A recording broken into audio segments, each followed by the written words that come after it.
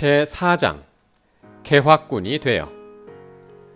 한성에 다다른 김창수는 먼저 추록한 동료 수감자를 만나 몸을 추스른 뒤 남쪽 지방으로 방랑의 길을 떠났다.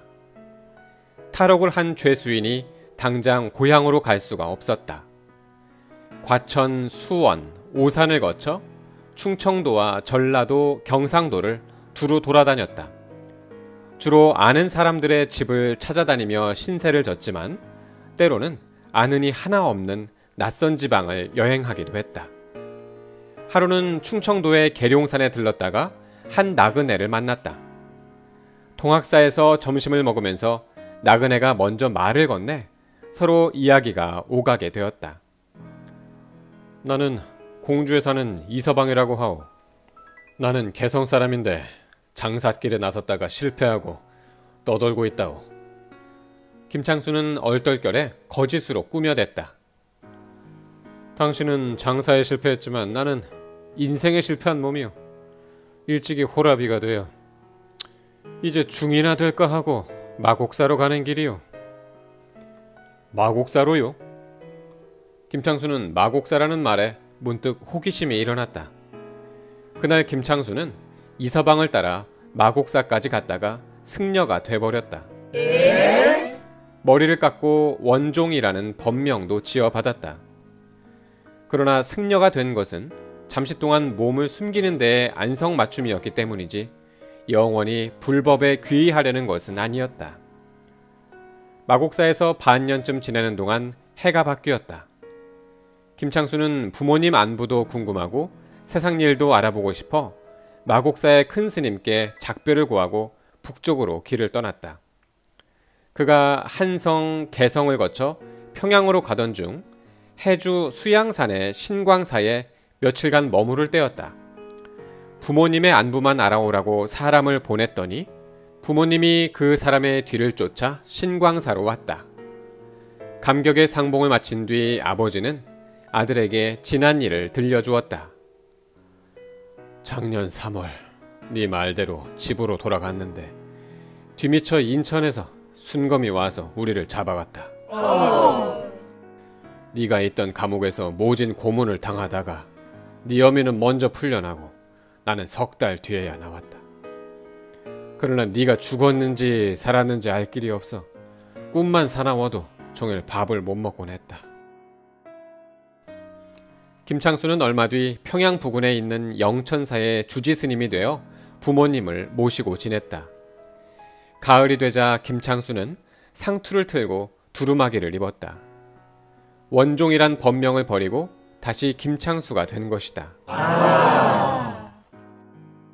그리고 부모님과 함께 꿈에도 그리던 텃골로 돌아왔다.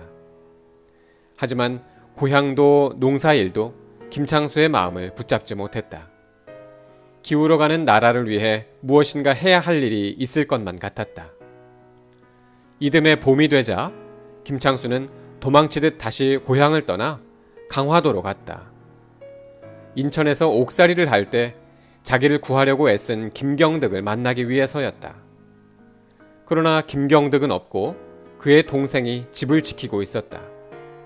김창수는 자신의 신분을 숨긴 채 그 집에 머물면서 김경득의 소식을 기다리기로 했다. 그러던 어느 날 유완무라는 사람이 자신을 찾는다는 소식이 들려왔다. 유완무는 김경득의 친구로 김창수를 구출하기 위해 사람들을 모아 인천 감옥을 습격한 일도 있었다. 나라의 앞날을 염려하여 뜻있는 동지들을 찾아 전국을 누비는 그런 사람이었다. 김창수는 그제야 자신의 신분을 밝히고 유완무를 따라 한성에 머물렀다. 그때 유완무가 김창수에게 한 가지 제안을 하였다. 자네는 신분을 숨겨야 할 처지이기도 하니 이름을 거북구자로 고치는 게 어떻겠나? 김창수도 이름을 바꾸는 게 몸을 숨기는 데 도움이 될 것 같아 그렇게 하기로 하였다.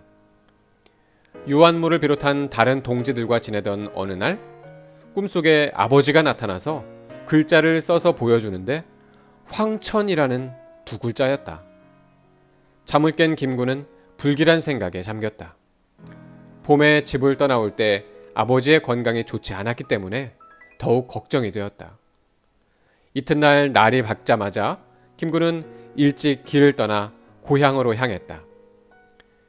해주에 다다른 김군은 텄골로 가는 걸음을 잠시 멈추고 비동으로 고능선을 만나러 갔다. 청계동에서 본 지 5년 만의 만남이었다. 자네가 외놈을 죽였다는 소식을 듣고 매우 통쾌하였다네. 역시 내가 사람을 잘못 보진 않았구나 하는 생각도 들었고, 전에 선생님이 주신 교훈이 큰 힘이 되었습니다. 이런저런 이야기 끝에 김군은 그동안 보고 느낀 바를 솔직히 털어놓았다. 충효를 숭상하는 것이 나쁜 거야 없지만 유학 이외의 것을 모두 오랑캐의 일로 배척하는 것은 잘못입니다. 서양 사람이나 외놈들의 것 중에도 배워서 취할 것이 있고 공자 맹자의 말씀 중에도 버릴 것이 있지 않겠습니까? 자네, 그 사이 개화꾼들과 많이 어울렸나 보군. 나도 개화를 주장하는 이들을 봤는데 자네의 의견과 같더군.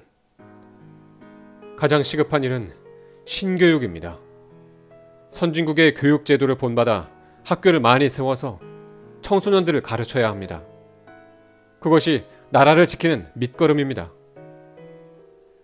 박영효나 서광범 같은 역적들의 주장을 하는군. 천하에 영원히 망하지 않는 나라 없고 영원히 죽지 않는 사람은 없느니 서양 것도 배우고 외놈 것도 배우고 하다가 나라를 지키지 못하는 날이면 꺾여버린 충절만 아깝지 않겠는가.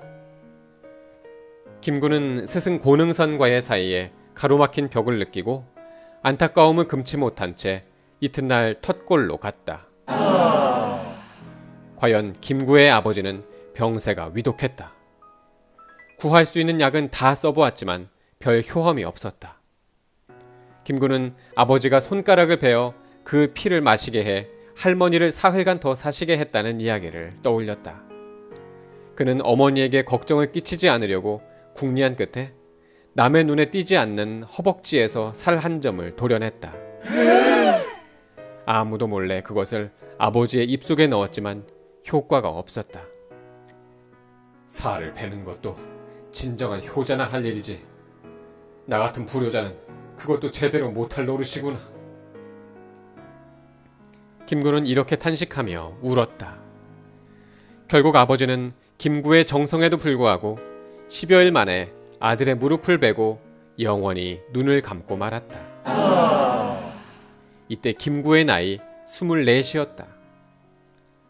그로부터 3년상을 마친 김구는 어머니를 모시고 황해도 장년으로 이사하였다.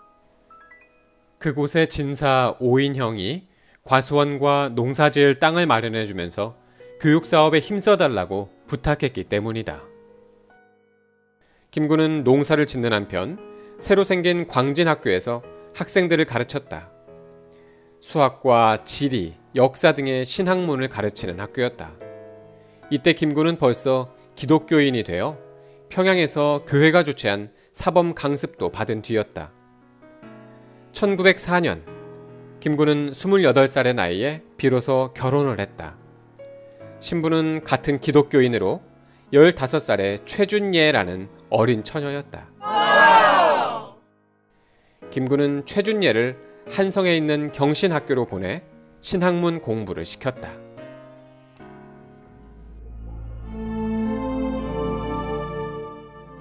불평등한 강화도 조약을 맺은 뒤 호시탐탐 우리나라를 엿보던 일본은 1904년 러일 전쟁에서 승리한 이후 더욱 노골적으로 검은 속내를 드러냈어.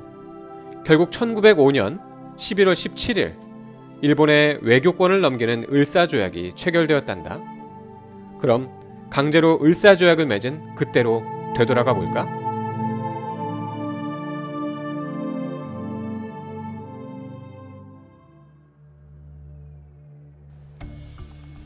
(1905년) 대한제국 궁궐에서는 고종이 참석하지 않은 채 어전회의가 열리고 있었다. 일본의 이토 히로부미가 대신들을 위협하는 가운데 을사오적, 그러니까 이완용과 이지용, 박재순, 권중현, 이근택이 조약 체결에 찬성함으로써 을사조약이 맺어졌다. 이로써 우리나라의 외교권은 실제로 일본에 넘어가 버렸다. 이 조약은 황제의 국세도 찍히지 않은 국제법상 무효인 강제조약이었다. 온 나라에서 애국지사들이 들고 일어섰다. 장지연은 황성신문에 시일야 방성대국이라는 글을 써서 을사조약의 부당함을 알렸다. 백성들은 비통함에 울부짖으며 조약의 무효화를 요구하였다. 이때 김구는 진남포 예수교회의 청년회 총무 자격으로 한성의 상동교회에서 열리는 전국대회에 참석하였다. 이 대회는 겉으로는 교회 사업에 대해 토론한다는 것이었지만 실제로는 애국운동이 주된 목적이었다. 김구는 이준과 이동영, 최재학 등과 을사조약을 즉시 파기해야 한다는 상소를 올리기로 결의하였다. 이들은 상소문을 비밀리에 궁궐로 들여보낸 다음 대한문 앞으로 몰려가 국민들 앞에서 외쳤다. 우리는 지금 나라를 빼앗길 위기에 처했습니다. 외놈들은 우리나라를 보호한다는 허울 아래 우리의 외교권을 빼앗고 내정을 간섭하는 조약을 강제로 맺었습니다. 동포 여러분, 나라를 지키기 위해 외놈들과 싸워야 합니다. 그 자리에 모인 수많은 사람들은 박수로 환호했다. 그러자 일본인 순사들이 몰려와 선두에서 외치는 애국지사들을 잡아갔다. 돌과 기왓장 조각을 던지며 대항하였지만 순사들이 칼을 휘두르고 총을 쏘는 바람에 종로 쪽으로 흩어졌다. 종로에서 다시 모여 항거했지만 집회는 많은 사람들이 잡혀가면서 끝나버렸다. 김구는 다행히 잡히지 않았다. 이때 많은 애국지사들이 스스로 목숨을 끊음으로써 애국에 찬 결의를 보여주었다. 김구는 11월 30일에 민영환이 나라의 독립을 염원하며 자결했다는 소식을 듣고 동지들과 같이 빈소를 찾았다. 1907년에는 일본에 의해서 고종이 강제로 퇴위당하고 나라를 지키는 군대까지 해산되었다. 1909년 10월 안지사의 맏아들 안중근이 하얼빈역에서 이토 히로부미를 쏘아 죽였다는 소식이 전해졌다. 안중근은 김구가 청계동에서 볼 때부터 의기가 남다른 청년이었다. 그는 이토 히로부미를 쏜 뒤 대한만세를 부르다 체포되었다. 일본의 고위 관리와 매국노를 처단하기 위해 암살단이 만들어졌지만 군사적 지식과 체계적인 조직도 없이 분한 마음으로만 이어가는 항일투쟁은 실패를 되풀이했다. 김구는 백성들을 가르치는 방법밖에는 없다는 것을 깨닫고 교육사업에 헌신하였다.